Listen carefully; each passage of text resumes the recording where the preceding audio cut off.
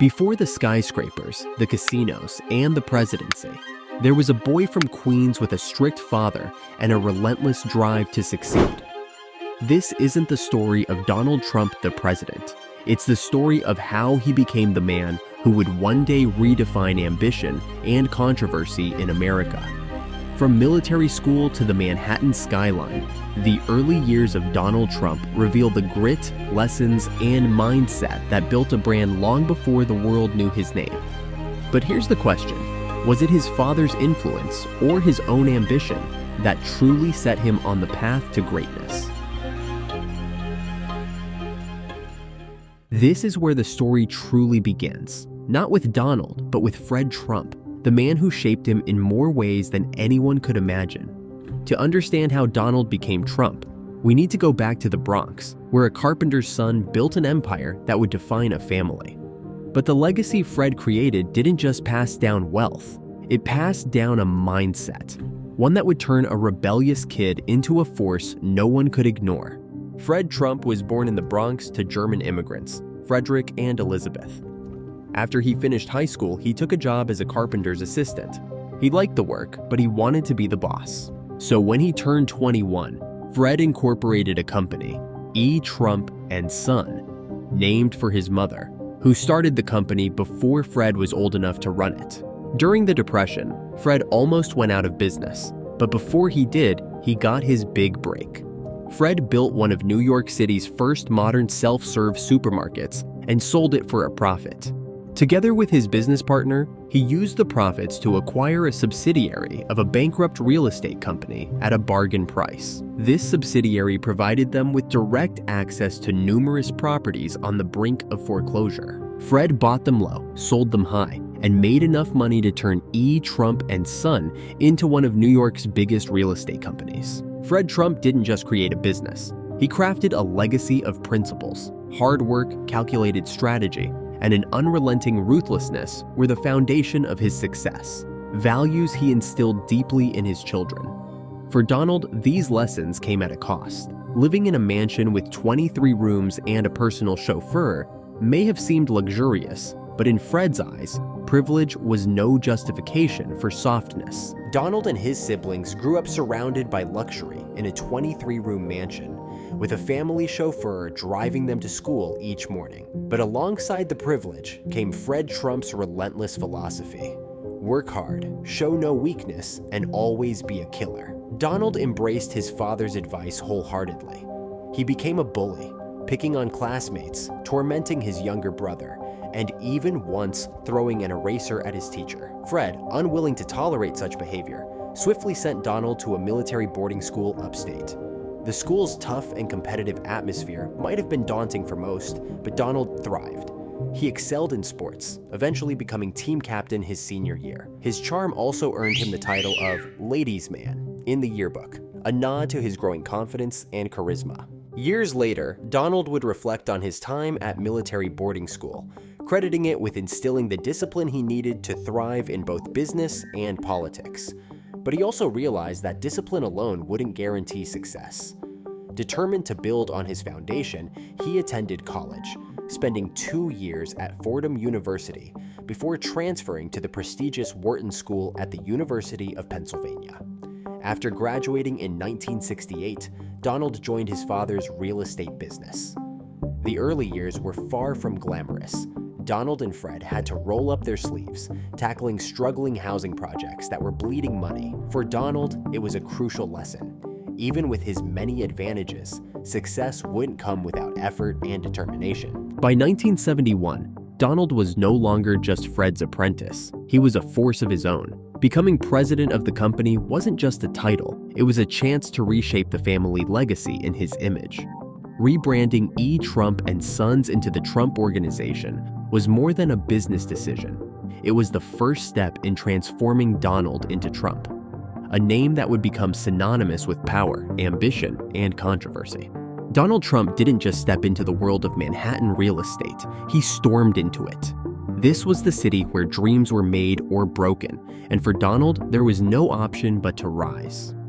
But rising in Manhattan wasn't just about deals or buildings. It was about creating an image, a persona, a name that would dominate headlines and skyscrapers alike. This is where Donald Trump truly began his transformation into an icon of power. Trump settled into an upscale Upper East Side apartment and began frequenting Manhattan's most exclusive nightclubs, often accompanied by a stunning woman. To outsiders, it might have seemed like he was simply enjoying the perks of his wealth. But Trump was hard at work, promoting his most valuable asset, himself. During this period, he also made his first appearance in one of New York's most prestigious institutions, the pages of the New York Times, marking the start of his rise to prominence in the city that never sleeps. Every rise to power has its obstacles, and for Donald Trump, the first one came swiftly. His name appeared in the New York Times for the first time, but not as a triumph, as an accusation. The charges of racial discrimination against his company were a defining moment, not because they slowed him down, but because they showed how he would respond to challenges.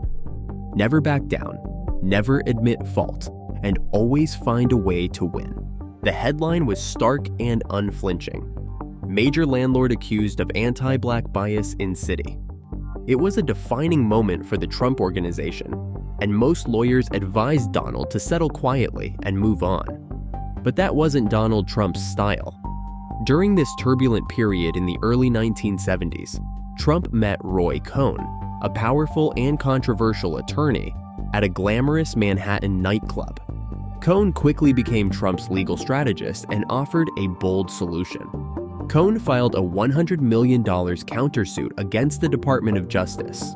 Though the countersuit failed, the eventual settlement allowed the Trump Organization to resolve the case without admitting any wrongdoing, marking a significant moment in Trump's early business career. Roy Cohn wasn't just Trump's lawyer. He was a mentor, a confidant, and the mastermind behind Donald's confrontational approach. Their partnership instilled a crucial lesson that would shape Trump's career. If victory isn't guaranteed, double down. Never show weakness and never admit defeat. It was a strategy that would become synonymous with Trump's brand, both in business and in the public eye.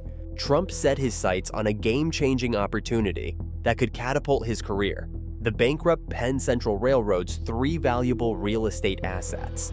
Determined to seize the moment, Trump courted the city's power players. He wined and dined the development agency's lead official, secured face-to-face meetings with the mayor, and hosted press conferences to unveil his ambitious vision for the properties. One of his most notable triumphs was transforming the struggling Commodore Hotel into the glittering Grand Hyatt, a project that solidified his reputation as a bold and savvy real estate developer. But winning the Commodore wasn't enough. Trump wanted to dominate, not just participate. His ambitions grew as big as his personality, and when he promised to build 20,000 apartments on Manhattan's West Side, it seemed like nothing could stop him. Except for the one thing Trump couldn't control: political resistance. All along from 72nd all the way down to 59th, we're going to have magnificent marinas, shopping, restaurants, everything all over the Hudson River. The local community was fiercely opposed to the plan, arguing that the proposal clashed with the character of the neighborhood. Trump, known for his combative style, was enraged. But this time, a full-scale attack wasn't an option. Facing mounting resistance, he reluctantly allowed the development option to lapse. It marked the most significant and bitter setback of his career to that point, a humbling reminder that even his ambition had its limits. Ivana Marie Zelnikova, a tall and striking blonde with an intriguing and exotic backstory, quickly became a central figure in Donald Trump's life. Just months after they began dating, the two were married. But for Trump, Fifth Avenue was more than just the location of the church where they exchanged vows. It was the site of his next big ambition. He envisioned it as the new headquarters for the Trump Organization. Determined to secure the perfect spot, Trump persistently called the parent company of a luxury department store, inquiring if they were willing to sell the property. After years of relentless pursuit, the company's new chairman, eager to pay down debts, finally agreed. It was a victory that set the stage for Trump's iconic presence on Fifth Avenue. Trump Tower wasn't just a building, it was a declaration. a towering symbol of power, ambition, and the unyielding drive that defined Donald Trump. Its shimmering facade and bold design weren't merely about luxury, they were about making a statement. The construction of Trump Tower marked a pivotal moment when Donald Trump transcended the role of a real estate developer and emerged as a global brand. The newspapers and magazines that once mocked him now couldn't ignore his meteoric rise. Trump's charisma and bold opinions made him a favorite guest on talk shows, where hosts appreciated his candidness and ability to discuss almost any topic with flair. Adding to his larger-than-life image, the opening of a casino further cemented Trump's reputation for opulence and glamour, solidifying his status as a cultural and business icon. The 1980s were an era defined by big personalities, audacious ambitions, and unrestrained greed, a perfect stage for Donald Trump. Real estate was just the foundation of his empire. As his profile grew, he transformed into a household name, embodying the glittering image of success in a decade where perception was everything. The story of Donald Trump's early rise gives us a glimpse into how ambition and family legacy can shape history. If you're curious about other pivotal figures who've changed the world, check out our latest video on John F. Kennedy, exploring the life and legacy of one of America's most iconic presidents. Don't forget to like, share, and subscribe to Timeechoes History for more compelling stories, and hit the bell so you don't miss our next video.